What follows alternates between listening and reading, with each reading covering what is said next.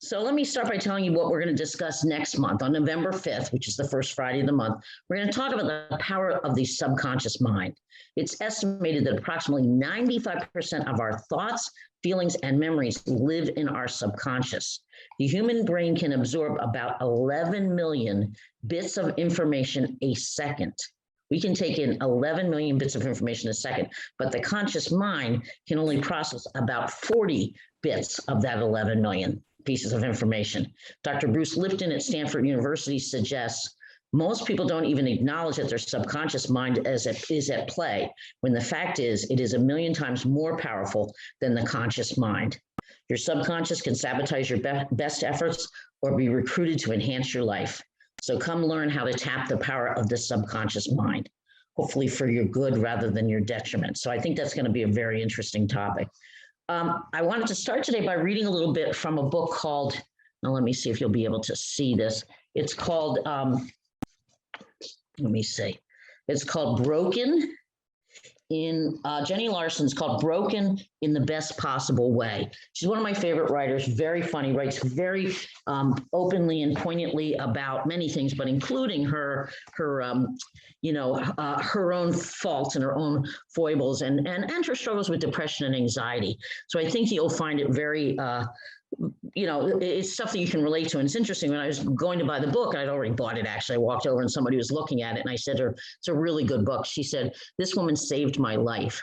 So what she meant was, she said, I didn't know that other people had the thoughts and feelings that I had until I read her book.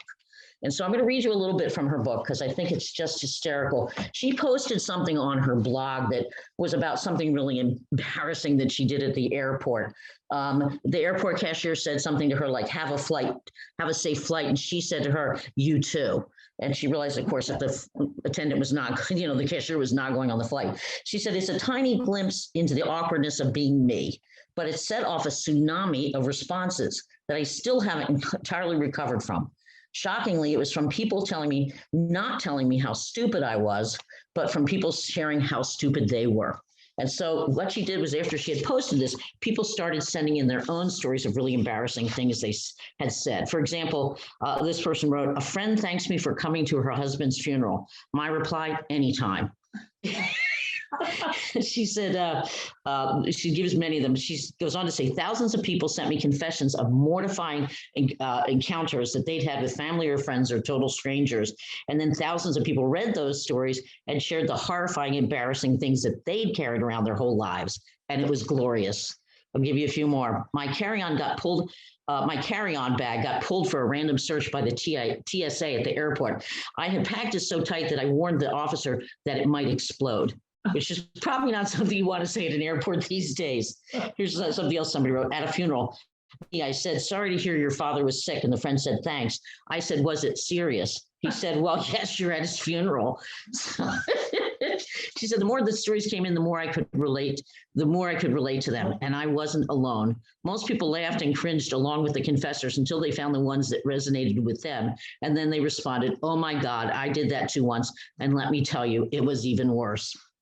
New neighbors saw their wedding photo and said, don't you miss the 80s? They replied, that was last year. It was 2005. In a public restroom with my sister, while on the toilet, I reached under the stall divider, grabbed her ankle to scare her. Turned out it wasn't my sister. She writes, as these strangers shared the mortifying stories that had haunted them during the sleepless nights at 3 a.m., they suddenly felt celebrated rather than ashamed at their unique, ridiculous tales, and they brought those people together around the world of laughter. The terrible details only made the stories more human and more perfect. Few more. As a doctor, I have on far too many occasions knocked on the door as I was leaving the room.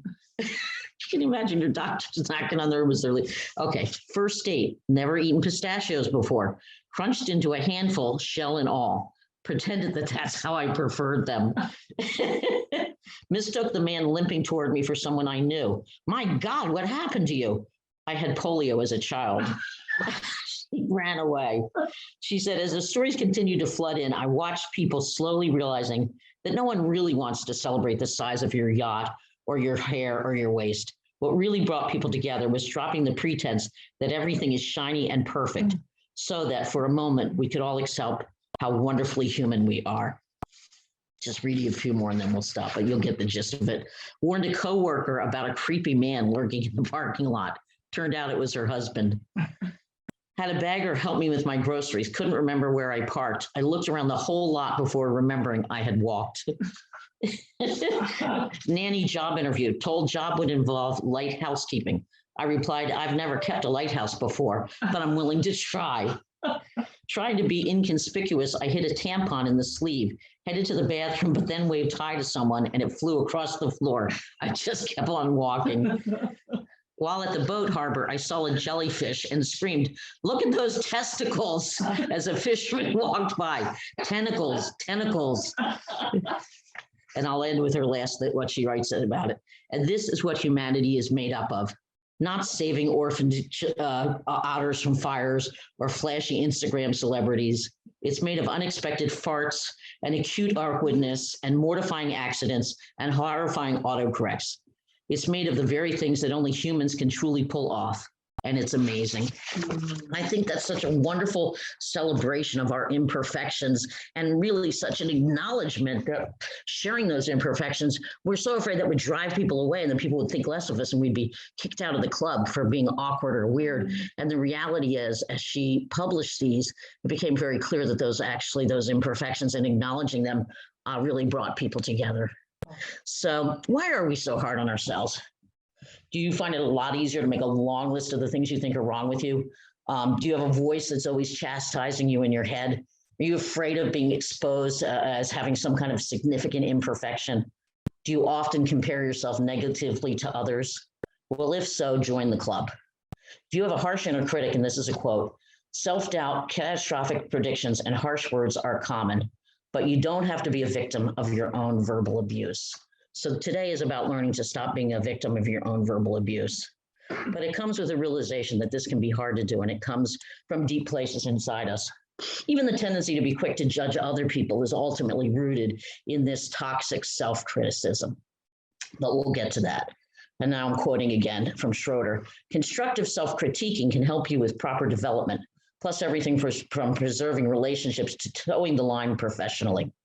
Unfortunately, for a host of reasons, but for some, harsher self-criticism, often deeply rooted in his or her upbringing, can prove psychologically and in certain cases even physically devastating. So while it's helpful to have an ability to kind of know what's appropriate and not, so that you don't get fired from a job, most of us take it too far, and we're much harsher on ourselves than we need to be. Unfortunately, for a host of reasons, some were overt and abusive, but others were more subtle and unintentional. We lose sight of the fact that we came into this world as inherently loving beings. Now, for most of us, that toxic self-criticism started at home. Perhaps you experienced overt physical or sexual abuse for which you blamed yourself. Children will generally blame themselves when bad things happen to them. And Judith Herman, who wrote a wonderful book called Trauma and Recovery, really explains it well. And so I'm going to read that to you. She said, when it is impossible to avoid the reality of the abuse, the child must construct some system of meaning that justifies it. Inevitably, the child concludes that her innate badness is the cause. The child seizes upon this explanation and clings to it tenaciously, for it enables her to preserve a sense of meaning, hope, and power. If she is bad, then her parents are good. If she is bad, then she can try to be good. If somehow she has brought this fate upon herself, then somehow she has the power to change it. If she has driven her parents to mistreat her, then if only she tries hard enough, she may someday earn their forgiveness and finally win the protection and care she so desperately needs. So this is what Judith Herman says. We don't have any ability to change our parents. And so as children, if they're treating us badly, we hold on to the hope that maybe it's our fault, because then maybe if we're smart enough or funny enough or good enough, we'll finally win that love. So it creates an illusion of having some control over a situation where you have no control. It creates the illusion that you can be hopeful that things will change. Because if you hit that magic spot where you please them enough, you'll finally win their love. But when children blame themselves, even though they keep that hope alive, that they can change the situation, it comes with a very high price tag. Because since abuse is really never the child's fault, they wrongly will conclude that they never were good enough, smart enough, or perfect enough to be loved by their parents. So it gets them through the immediate kind of trauma of having to be in a situation where they don't have any control by thinking they've taken the control back into their own hands. But of course, their parents don't change because it really isn't something they're doing or not doing. So that at the end of the day, when they haven't won that love, they will conclude that they were not good enough or smart enough or whatever they made up that they had to be. So they grow up to be adults who feel inadequate. They're also very hypervigilant in their efforts to try to prove to everybody that they're good enough and worthy of love. Or they just give up trying, which is the other kind of scenario that you sometimes see. And unfortunately, even more subtle and unintentional parental conduct can lead children to conclude they're unlovable. It's not always overt, horrible abuse. For example, a single overworked mom or dad who's just too tired to give the child the attention and love they need. The child concludes, though, that they and their needs are a burden and make them unlovable. An overly critical parent who may think that constant criticism and correction will make the child a better person, but instead they leave a child who never feels good enough. A child who's constantly compared in a negative light to another sibling. They always feel less than, and they continue this practice of comparing themselves negatively to other people into adulthood. And again, parents don't even realize sometimes what they're doing. A child who is parentified, they had to be the little grown-up in order to fill in for a missing or a compromised parent, feels they only merit love when they take care of other people. Love always feels conditional, and they grow up fearful that if they expressed their own needs or leaned on others, they wouldn't be valued or loved. It's a high price to pay because you take that into adulthood. A child who always had to walk around on eggshells because they had a parent who was a rageaholic or an alcoholic blames himself when the parent gets upset. And this child grows up to be an adult who blames themselves when other things go wrong. A child who is constantly told they're stupid because their parent feels like a failure. That child doesn't see the bigger picture. They just believe and swallow whole the message that they're stupid. I used this as an example when I was talking on a radio one day, and this guy at the end of it was just a little presentation on the talk I was going to do. This man came running into the studio afterwards, and he ran up to me and said, "Oh my God, I've been racing here. I've been racing here to tell you this. I'm so glad you're still here." He said, "My father told me I was stupid every day of my life." And so I'm a man who now has been the Philadelphia police force. I've been promoted to detective and other higher level positions, and I still think of myself as stupid. And he said, "I've never heard anybody say that that's probably what made me feel that way." And this was, Philadelphia police officer, not the kind that usually comes running in to talk to a therapist. The child who is only loved when they achieve develops a very fierce inner critic who monitors them constantly so they don't make mistakes. But of course, every time they do succeed, the gold line is moved further away. And so they never really feel like winners. And they also feel that love will be withdrawn when they don't succeed. And finally, the child who, when they do succeed, is told, "Don't get a swelled head," grows up believing that valuing themselves is wrong or narcissistic or bad or dangerous. So they can't even enjoy feeling good about themselves. So those are obvious examples of horrendous abuse, and yet they shape you profoundly. We are either taught or we wrongly conclude, because we're still young and don't understand the whole picture, that we aren't important or we don't deserve love because we're imperfect or we're a burden or we're too needy or not good enough. And we carry those beliefs into adulthood in a variety of ways. For example, we tell ourselves our feelings and needs aren't important. We think that if we're crying over our own disappointments or sadnesses or hurts, that we're having a pity party. Personally hate it when people say they're having a pity party, because usually they're just having legitimate and understandable feelings that deserve compassion, not judgment. We tell ourselves we shouldn't have to lean on another person, or to do so is weak. We give excessively to others what we really need for ourselves. We put our needs last. And rather than disappoint somebody else, we always disappoint ourselves. And we think it is selfish to treat our lives as if they matter. Most of us who grew up with parents who thought they had to be critical to ensure good behavior. They often didn't realize, however, how infrequently they balanced this with positive comments. And now I'm quoting from someone, Schroeder. "Parents routinely don't recognize they're overly critical," Engel says. She wrote a book that I'll reference later. She describes overly critical parents as those who find fault in what their children do a lot more than they give encouragement. The parent's focus is a negative focus on the child, kind of always looking for the child to do something wrong versus encouraging or giving the child any kind of accolades whatsoever. In so doing, parents are constantly inflicting an internal family legacy upon their children. They're passing on the same sort of derision they received as children from their parents. So it's being passed on generation to generation. Not surprisingly, parents criticizing their children the things that were criticized in them when they were children.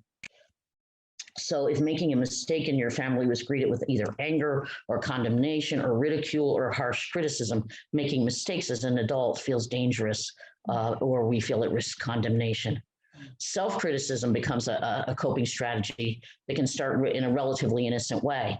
As children, and this is a quote, as children, we likely internalize the way our caregivers and peers treat us so that we can learn to behave in a way that brings about less criticism. For example, if my parents criticize me when I don't do well at school, it would be helpful for me to learn to criticize myself when I fail academically, so that one, I work harder at school, resulting in my parents criticizing me less. Two, my parents can see I'm always criticizing myself and thus therefore hold back from criticizing me more, and or any criticism I get from my parent hurts less because I've been already making myself feel badly. So we beat ourselves up in order to reduce the amount of being beaten up that we were receiving verbally from our parents. So we often say the enemy takes up an outpost in your brain. And so you're now sort of saying to yourself what was said to you when you were younger, and you're desperate to win approval. So you beat yourself with a stick on the back saying, do what they want you to do. And also, if I'm beating myself up about it, maybe it'll hurt a little less when they beat me up. And that's how then we become our inner critic. So we're basically trying to avoid criticism by beating people to the punch, by criticizing ourselves first. And when the criticisms we internalize are severe or excessive or not balanced with affirmations, we end up with a toxic kind of inner critic. We'll need a little bit of inner critic so that we know better than to do things that would get us arrested or really be offensive. But we have, for the most part, overly fierce kind of inner critics, and that's what we call the sort of toxic inner critic. And another experience which really leads us to conclude that we're unworthy of love is the experience of shame. I'm going to talk about shame because shame is so important. Shame is really at the core of self-criticism. And this comes from a book by Beverly Engel. It's in your handout. It Wasn't Your Fault, Freeing Yourself from the Shame of Childhood Abuse with the Power of Self-Compassion. Because that is, of course, at the end of the day, what can help you heal this wound, compassion. So let's talk about shame. Healthy shame stems from the recognition that we're all limited. To be human is to have limitations and to be imperfect. Healthy shame gives us permission to be human because we all are. Healthy shame, for example, might accepting that you probably just aren't cut out to be an Olympic athlete, or you're probably never going to be a math whiz. So healthy shame is kind of being able to accept that we all have different strengths and weaknesses. That's an example of healthy shame. I just wasn't cut out for that. It's never been my passion. I've never developed that. So healthy shame, it involves accepting some limitations within yourself.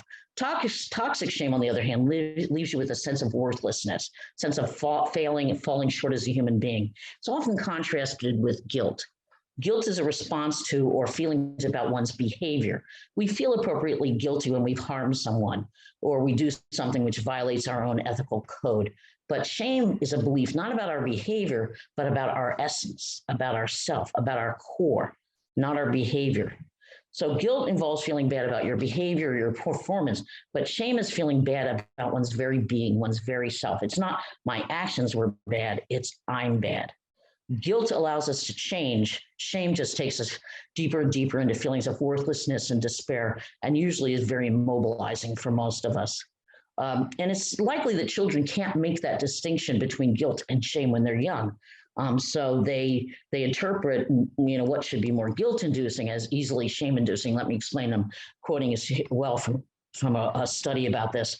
Critical people were often criticized in early childhood by caregivers, siblings, or peers at an age where criticism can be especially painful. They cannot distinguish criticism of their behavior from outright rejection, no matter how much we try to make that distinction for them, as in well-intended things like you're a good boy, but this behavior is bad. That's a way to separate essence from behavior. But such a distinction requires a higher prefrontal cortex operation, which is beyond most children. For children under 7, anything more than the occasional criticism, even if it is soft-pedaled, means they are bad and unworthy. They cannot make that distinction. They do not have the cognitive ability to make that distinction. So it's very easy when children are criticized, especially when they're young, to think that it's a reflection on them as a human being, not their behavior, which I thought that was very interesting. I'd never seen that before, that really before 7, children can't make that distinction, even if you're trying to explain that to them. Brene Brown has done a wonderful talk called The Power of Vulnerability. I'll talk about it again, which she really looks at shame. And she said, shame is ultimately the fear of disconnection. And this is her quote: shame is the intensely painful feeling or experience of believing that we are flawed and therefore unworthy of love and belonging. We all need belonging. So the feeling of shame that we think could make others not want to include us or and help us feel like we belong, those are very painful feelings. So shame is often most evident in the ways that the things we adopt to avoid shame. So you'll see shame more as you'll be able to be cued into your shame and know you have shame if you look at the ways in which you might defend against shame. Nathanielson, who's written quite a bit about this, said there are 4 ways people try to protect themselves from feeling shame.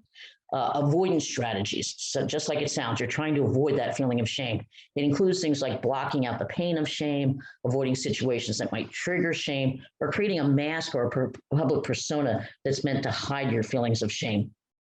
Perfectionism is a very common defense against shame. Someone who worries that they're inadequate might become a super overachiever. And being a perfectionist is often a tip-off to deeply rooted shame. You don't have to be perfect if you're able to accept your humanity, your limits, and your mistakes. So the degree to which one has to be perfect is often a direct reflection of the degree to which one feels they must overcompensate for their real or imagined imperfections. People-pleasing is also a strategy to reduce your risk of being criticized or rejected by others. If you grew up feeling unlovable, you may work overtime to win the affection and approval of others as an adult. And Brene Brown said, if I get to be myself, I belong. If I have to be like you, I fit in. So if you have to be like other people to please them, you may feel like you fit in, but it's not the same as being accepted, warts and all, for who you are. That's when you feel like you belong. Now, not taking risks or avoiding situations that might make us feel vulnerable and put us at risk of feeling shame. That's another way we try to avoid shame. We reduce our odds of making a mistake or being exposed as being flawed or unworthy by just not taking risks that would reveal that to other people. Eating disorders, addictions often reflect feelings of shame as both a cause and an effect. What that means is, for example, women increasingly face unrealistic notions of what is a proper body weight. So we're expected to be thinner and thinner all the time. And the more that's been pushed on our society, the more we've created an epidemic of women feeling inadequate about their bodies.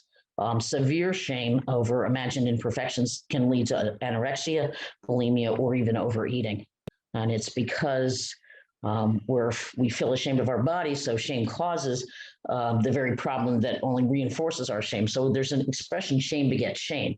So when you make somebody feel bad about their weight, the greater likelihood is they're going to go eat more because they're going to soothe themselves in response to that painful criticism.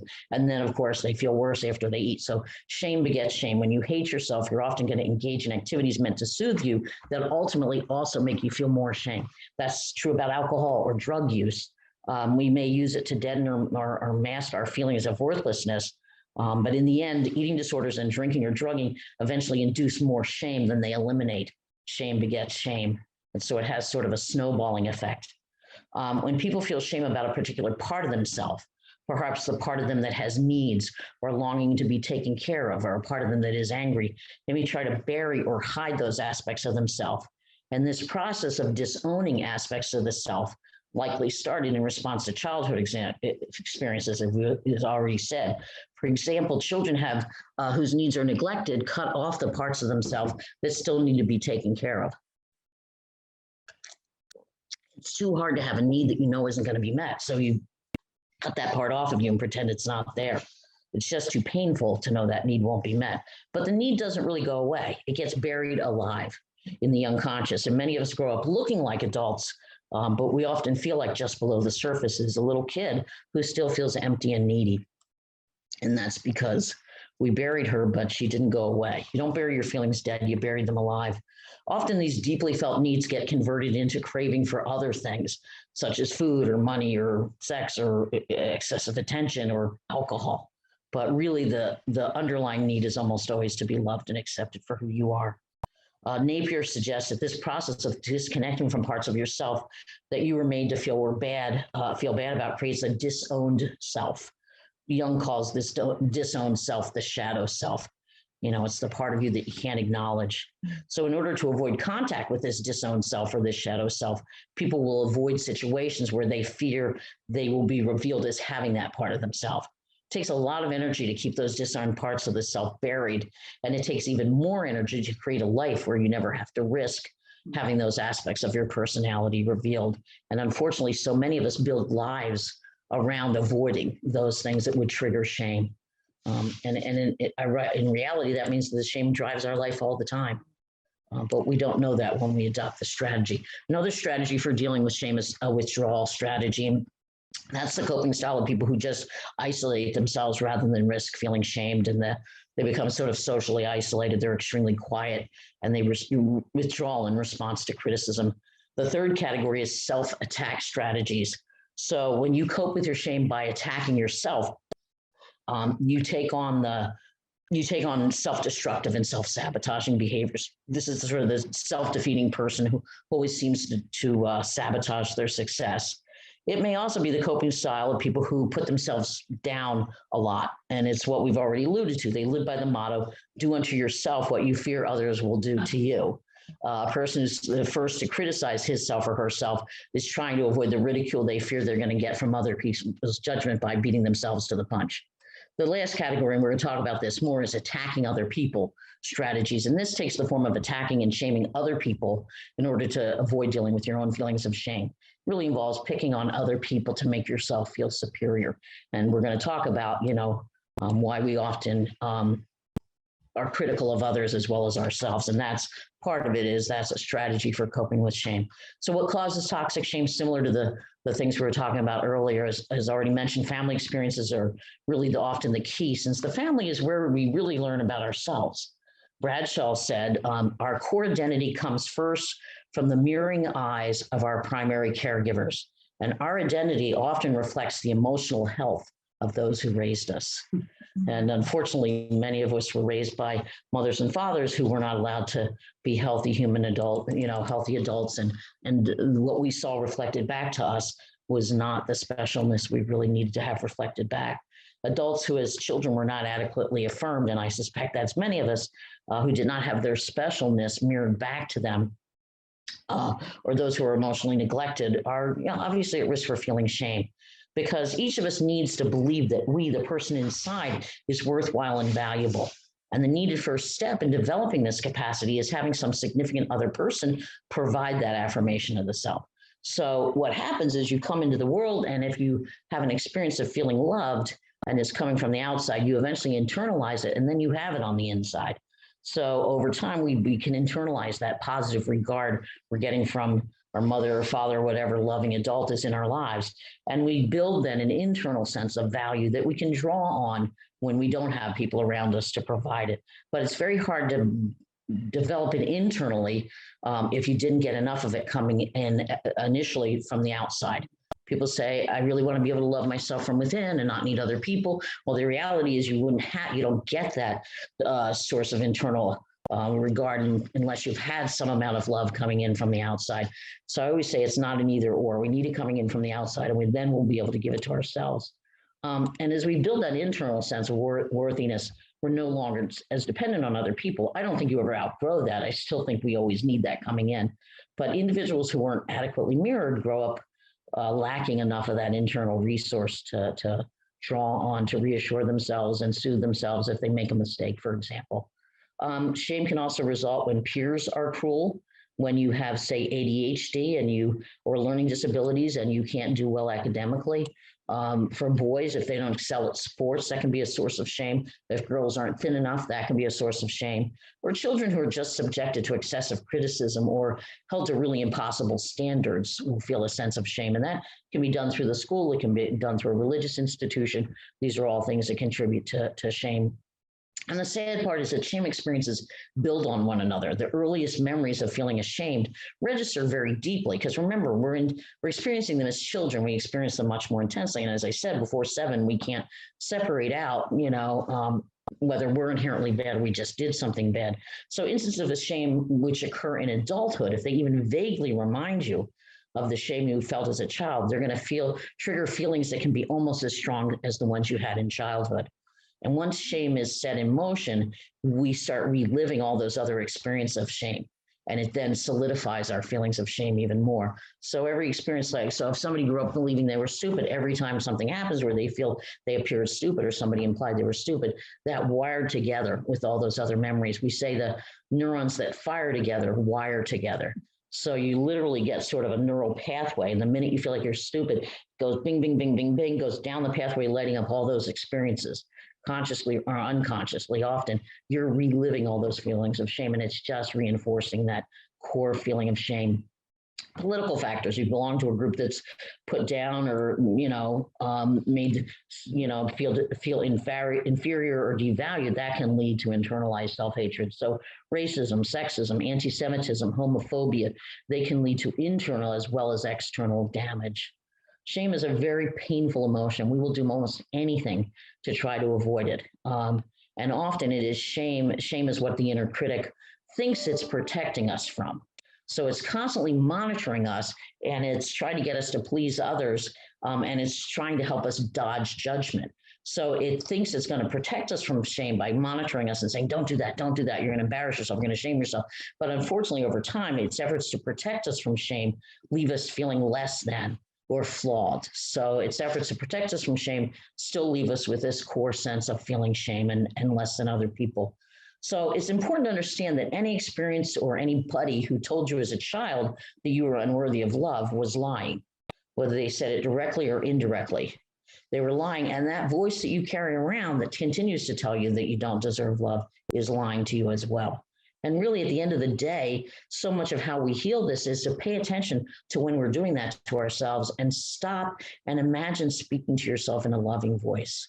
Maybe the parent you never had, or maybe the neighbor across the street who you thought really was a good mom that you didn't have, or your image of God or whatever, to learn to love yourself and to speak to yourself with compassion is ultimately the way to change that tape.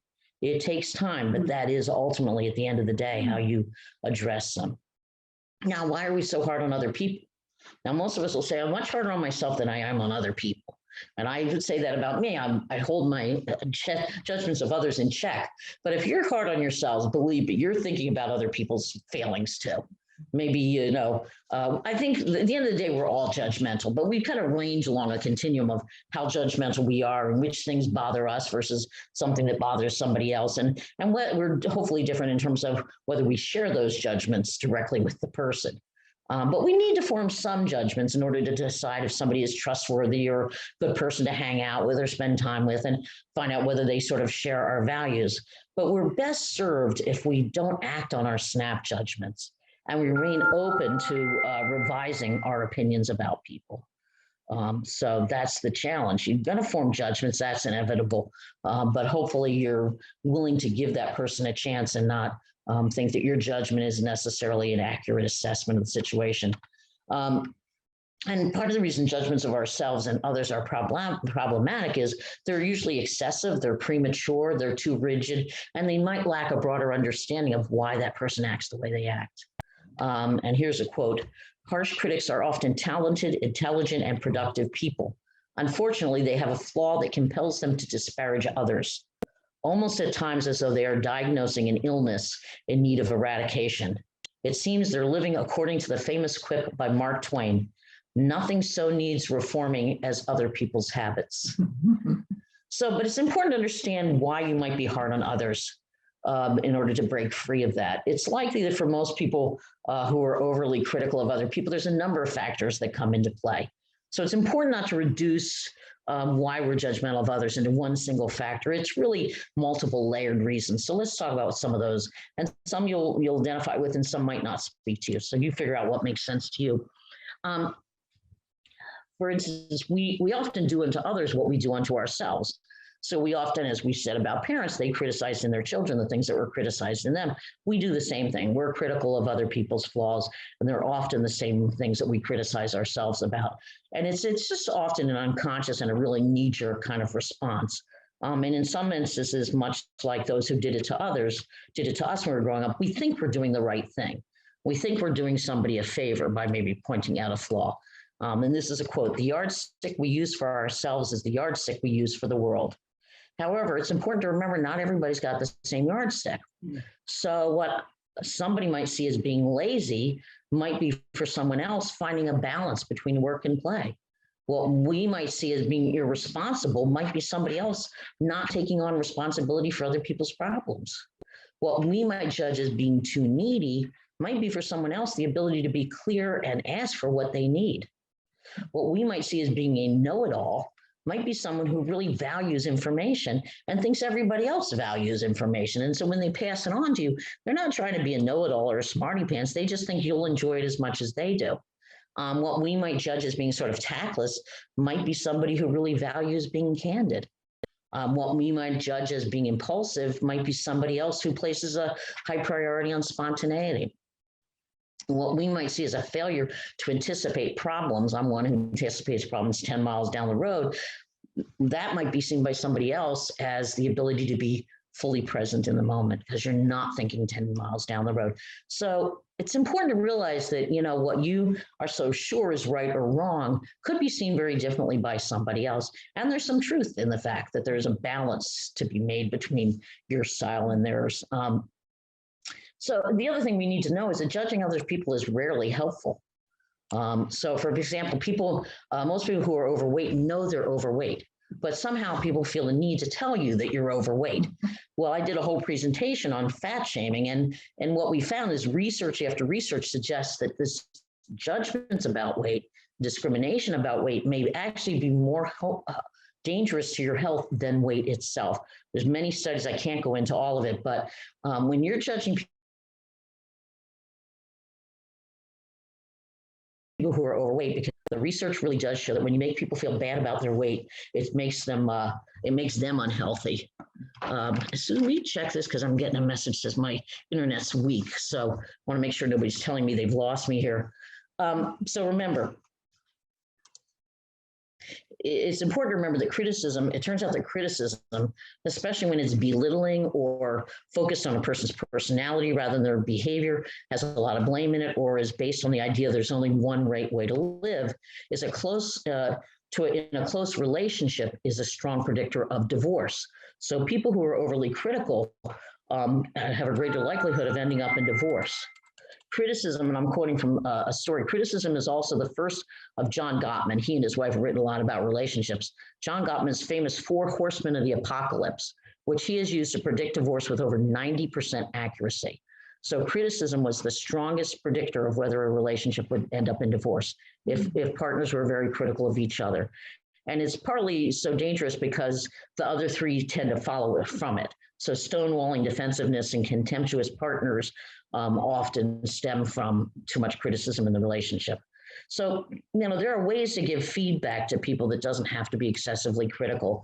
And I'm going to just give you a few examples from a story by a piece by Dr. Stassi. Criticism focuses on what's wrong. You can't pay attention to the bills. Feedback focuses on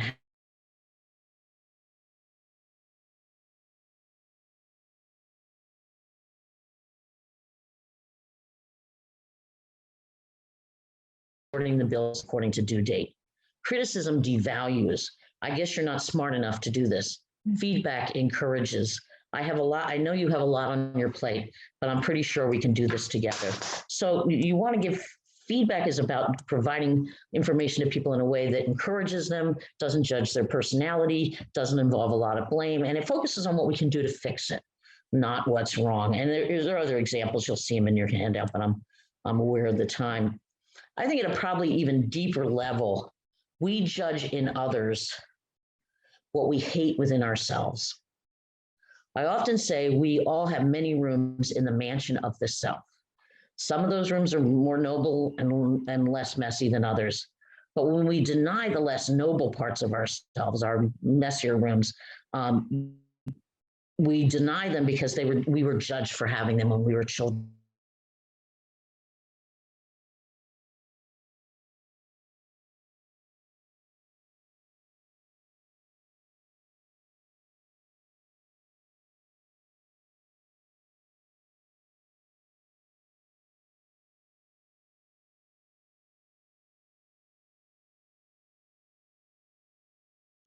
And now we reject them, and then we project them. So when we judge someone for anything, something, we're actually judging ourselves as the very same thing.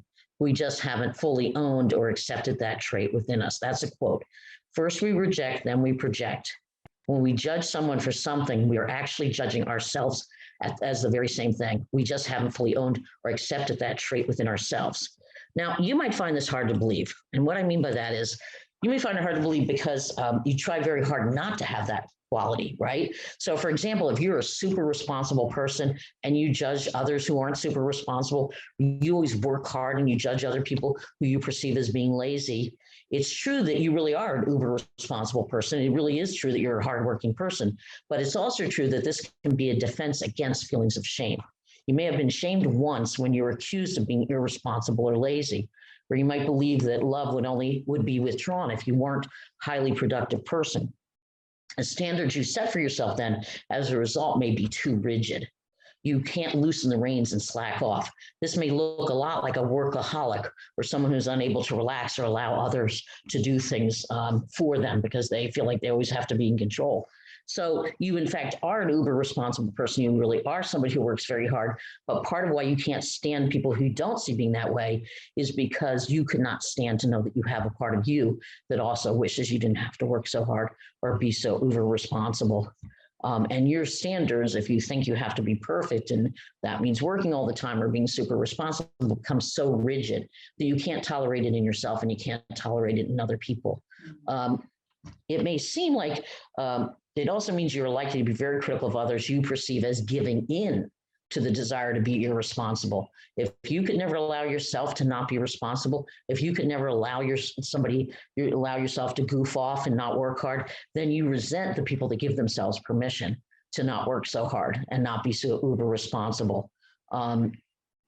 And you, in the end, you dislike the qualities in others because you reject those parts of yourself that long to be less responsible and not work so hard and not be loved and to be loved even though you're not working so hard. So remember, shame is very painful and we try anything to escape it. As already mentioned, there are 4 ways people protect against shame, and one of those is to criticize or attack others. And this occurs when, and this is a quote now, one of the strategies is criticize or attack others. This occurs when feeling overpowered or ashamed is converted to destructive aggression or attempting to make others feel humiliated and shamed. This is the person who tries to avoid their own sense of inadequacy by shifting that feeling to another person, trying to invoke in another the shame they can't bear to feel about themselves. At its root, it is a defense against shame. You may also resent people who don't work as hard as you do at trying to keep those less noble parts of yourself at bay. If you work really hard to keep your disowned selves at bay, you work hard to not make mistakes, you might resent people who aren't as vigilant as you, who don't try as hard as you do not to make mistakes. So, you know, partly you feel like you can't give in to the desire to be lazy. You can't give into the parts of yourself that you really think are bad. So you really do resent the people who allow themselves to have those parts. So you're really, you really are angry at a part. It's also a clue to what you don't like in somebody else is also a clue to what you might be needing to give yourself more. So if you are an overachiever and you work too hard, somebody who appears to be lazy, you judge them, but it also could be that some part of you is screaming inside, please let us be a little lazier. I need to not be so uber responsible. So, for example, if you were the parentified child who had to fill in for a parent, this is the other point I want to make. We also judge others who have that quality because we have a backlog of feelings associated with the experiences we had growing up as a child. Let me explain. If, for example, you were the parentified child who had to fill in for the parent who fell short, you likely experienced a lot of disappointment in your childhood. Instead of being taken care of, you had to be the caregiver. When there was a problem, you had to figure out how to fix them. The grown-ups didn't do it. And now, even now as an overly responsible adult, you still probably care for other people. You're always the person that rises to the occasion when a problem needs to be solved. And you probably have gotten really good at telling yourself you don't need others to help you. You're fine being that person. But on occasion, you're going to have to rely on somebody else. Perhaps you don't know how to fix a car or a computer. You have to rely on somebody else to do that. When you have no choice but to turn to somebody for help and that person falls short, you risk feeling all the pain and disappointment you had associated with your own experiences being let down as a child and disappointed as a child. You risk feeling all those feelings you buried as a child. So as a child, when a parent let you down, say, for example, you had a parent who always made promises, but then got too drunk to take you to the zoo or do the things they said they were going to do. In order to not have to feel that constant disappointment, you might, as a child, have convinced yourself, I don't care, I didn't really need to go to the zoo anyway. So if you did that, down deep, there's got to be somebody who's very hurt and very angry that she was continuously let down. So when other people disappoint her as an adult, she can barely tolerate it because it puts her back in touch with those feelings of disappointment and hurt that she had as a child. So in some cases, you can't tolerate someone who helps being less than perfect because any disappointment taps into that well of sadness or anger and hurt that you buried as a child. And again, this isn't necessarily conscious on your part, but it's operating because those are deep feelings. When children don't get their needs met, when children aren't cared for, when their promises are broken to them, it hurts. If it happens enough, the child convinces themselves it doesn't hurt, or they find ways to distract themselves, but that hurt is still in there. So when somebody lets them down or disappoints them in their adulthood, here comes all that sadness. And again, it might not even be conscious. Being let down by others can tap into a deeply buried fear that you can't count on other people. Disappointments reinforce the fear that you are the only person you can count on, that it is all up to you and you are alone with this problem. It's how you felt as a child. If people disappoint you in adulthood, you may go right back there. See, I knew I was all by myself. You avoid this fully by not asking for help and always trying to do things on your own. But life will inevitably put you in a position at some point where you have to rely on other people. And even a small letdown, perhaps a person didn't do it as well as you would have. And if you're a perfectionist, they probably won't do it as well as you would have. That can bring all those feelings to the surface. See, I knew I couldn't trust that person. I knew they would let me down. I knew they wouldn't do it well enough. So in many cases, you avoid that vulnerability to those very painful emotions by not letting yourself lean on other people and by simply never asking for help. But inevitably, life will put you in a position, and especially as we get older, I've talked about this before, learning to accept help from others is a real challenge for those of us who had to be the person who took care of everything. And as we age, we will all be facing that. So challenge yourself now. And for example, you're the person who had to have all the answers, and you grew up being somebody who always researches any problem you have before you ask for help. You're very likely very disappointed when you finally do turn to somebody for help and they don't have any answers. Like you go to the doctor, they only have incomplete or nebulous answers. How often does that happen? We always think they're going to have the diagnosis and the cure. And how often do they say, well, it could be this, it could be that. That disappointment, upsetting for other people, anybody, is even more upsetting for someone who can never rely on the grown-ups having the right answers because it taps right back into that feeling. If you are hard on other people, though, look at this tendency with eyes of compassion.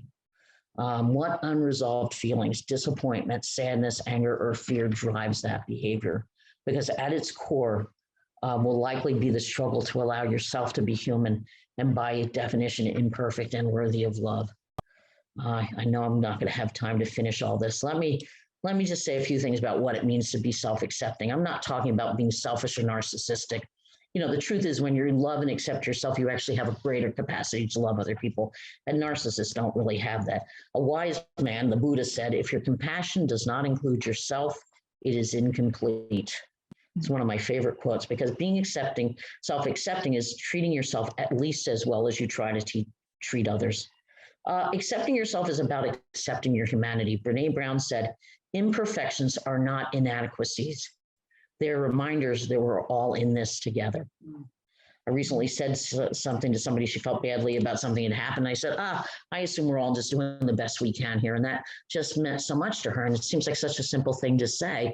And yet when I said that and she was so blown away by it, I realized how often we don't tell ourselves that we're all out here just doing the best we can. And we're going to fall on our faces. We're going to do stupid, awkward things because we're human. And accepting yourself doesn't mean that you can't change things that you want to change, but it means changing from a place of self-compassion, not self-condemnation. It means having compassion for yourself at every stage in the journey.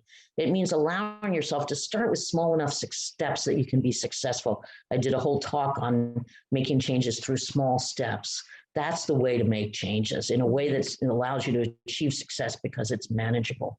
Self-acceptance means being able to learn from your mistakes because they aren't an indictment of your inherent worth.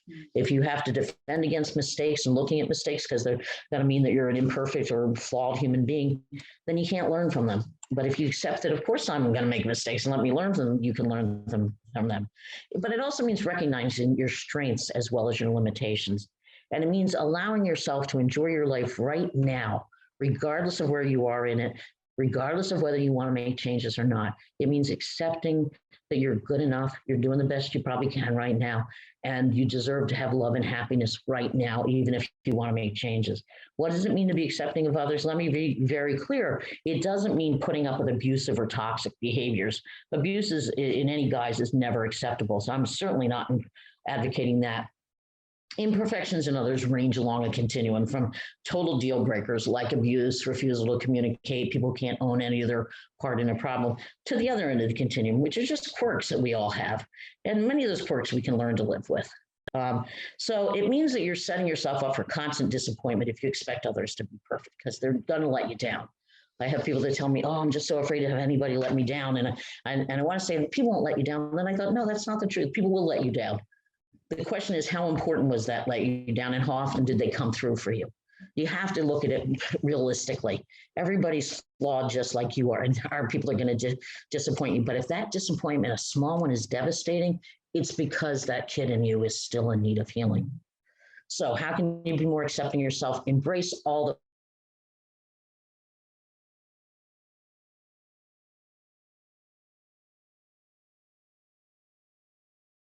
yourself.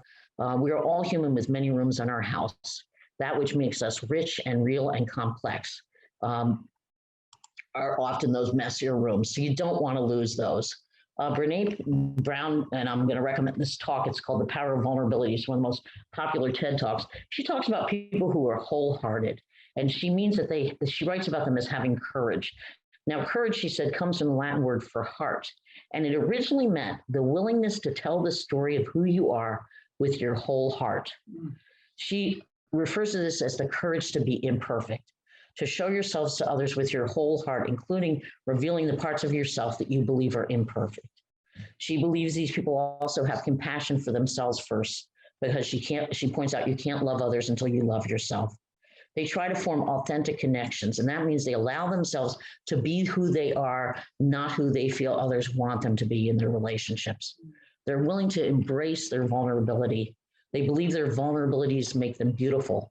That doesn't mean they experience it as comfortable to be vulnerable, but they don't find it excruciating. They can find a way to tolerate times when they feel vulnerable. She says they are willing to say, I love you first, to breathe through waiting for a doctor's call, and to invest in relationships with no guarantees. And just a few more things, and then I know we have to stop. Some strategies for taming that inner critic: expose its message. It's always playing in the back of your head all the time.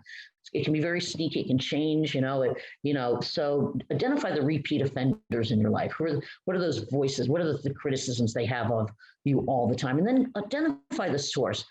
That was not your voice originally. Where did you get that message?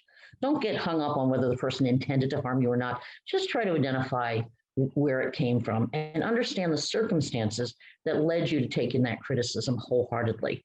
And just that understanding will give you some distance on it. But then decide if you want to continue to treat yourself that way. Did your younger self really deserve to be treated this way? Would you talk to a child today the way you talk to yourself or you were talked to? Would you talk to a friend the way you're talking to yourself? Great litmus test. See if you would say the same thing to another human being. What do you know now that you didn't know as a child that gives you a broader perspective? And how does excessive criticism get in your way in your life? Because you really need to be motivated to get rid of this. So how would your life be better if you were kinder to yourself? I often talk about near-death experiences where people cross to the other side and they are embraced with unconditional love. And I often say, what would it be like if you had that mindset now that you were worthy of love? And can you commit to being kinder to yourself? So strive to understand before you judge people. This is a quote: through judging, we separate, through understanding, we grow. Be open, be curious, give people the benefit of the doubt, and be self-aware. Ask yourself why a particular friend irks you so much, and do you need to be more accepting of something about yourself? Also, see if you're reading too much meaning into things that people do. Somebody like your partner fails to change a habit you don't like. It doesn't necessarily mean they don't love you. It means that he or she has that habit. It's hard to break, but we read more meaning into it than it deserves. If you have differences, find workarounds. If you have somebody who's always late, tell them to come 30 minutes earlier than they really need to be there. And always, always, always strive to look at yourself and others with eyes of compassion. You'll go further in your understanding of why you do the things you do and why others do the things they do.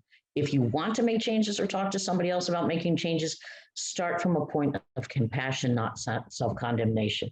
And finally, this is a quote: be kind, for everyone you meet is fighting a battle you know little about. Final last couple of quotes: we are born to be real, not perfect. Embrace your imperfections, fancy your flaws, flaunt your blemishes, adore your birthmarks, laugh off your glitches, discuss your setbacks. Don't call mistakes regrets, call them lessons. Last one: life isn't meant to be lived perfectly, but merely to be lived. Boldly, wildly, beautifully, uncertainly, perfectly, imperfectly, magically lived. No person is completely wicked, just as no person is perfect. We're all gray. Last quote: have no fear of perfection. According to Salvador Dali, you'll never reach it. All right, I know I threw a lot at you. That's the way I tend to do it. How's everybody? Questions for anybody? Yeah, so I don't see anything in particular in the chat. I do have somebody who unmuted, so you can go ahead and unmute yourselves, and then I'll kind of go through and call on folks one by one if you have a question or would like to make a comment. So I have Karen Kohler. Yes, hi. I wanted to say thank you very much. This was very informative and reassuring, and I really enjoyed it very much. Thank you, Karen. I was trying to have my brain keep up with how fast you were talking, but I understand you had a lot of material to cover. Make sure you get the handout because it's all in there. I know. Even when I think I'm going slow, I'm going faster than most people. Right. One of my quirks. I'll need an email for the handout too. So okay. Yeah, and this would be one of those that, we could easily do like a 3-hour workshop, to give people, the real opportunity to maybe share what resonates with them and process a couple of things and get feedback and, so food for thought when we get back in person again. Yes. Yeah. Yeah. Thank you, Karen. And then I have Kathy Cohey. Oh, no, I don't. Love you, Judy. Thanks, Kathy. And Darlene. Darlene. Yeah. Yes. Hi, Dr. Judy. Did you like it? I call you my friend. Yes. Boy, did that hit home? You said it would. It did. So true. Just trying to absorb the different parts. Yeah, it's a wake-up call. Thank you very much. You're so welcome. Isn't it so sad that this is such a problem for most of us, that we don't fundamentally love and accept ourselves the way we are? And most of us don't. I mean, I think we're not alone. I think this is a very common issue, and your life is so much easier when you can kind of say, all right, I screwed that up. I'll learn from it. But it happens at the other end because, like you said, as children and adolescents and young adults, we're trying to process and then we're put in a workforce dealing with, co-workers, then going through school and then getting a job, co-workers. Yep. It's at that point in your life where you have time to sit down and reflect. Yeah. And start questioning things, and then along comes you with help in giving us that insight. But it's what makes us who we are. And I keep telling Absolutely. myself that there's a reason now it's starting to make sense. And so thank you You're for all welcome. your help and support, and happy October 1st. I don't know where September went. Yeah. Thank you. Kierkegaard said we can only make sense of our life looking backwards, but we have to live it moving forward. So it's easy to see things looking backward that, we didn't see at the time we made the decisions we made. So that's another reason to be compassionate.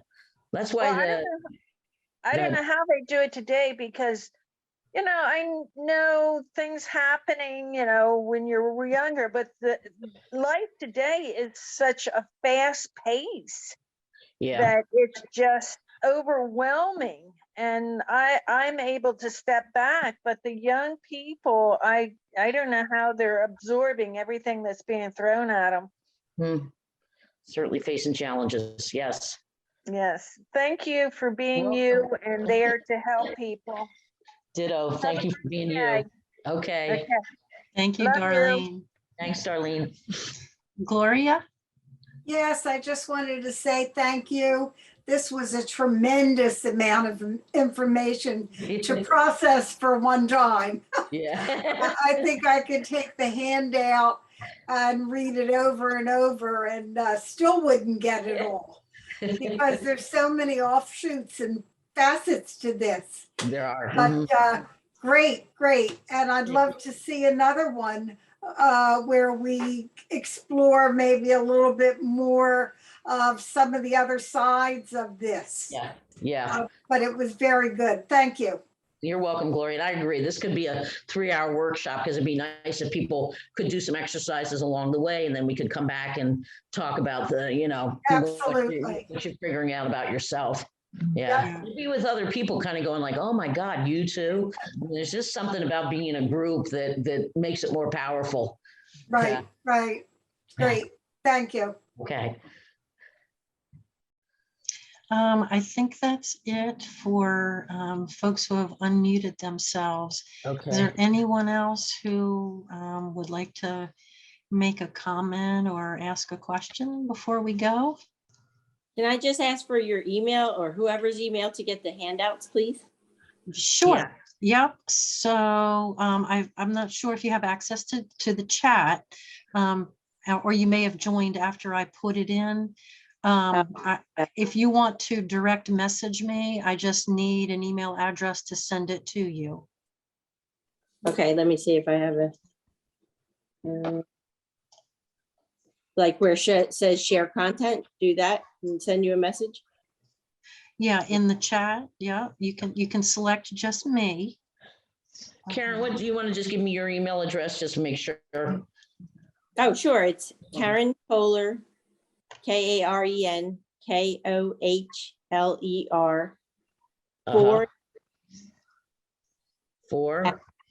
49 at gmail.com. 49. Do that one more time. Karen Kohler 49 at Gmail.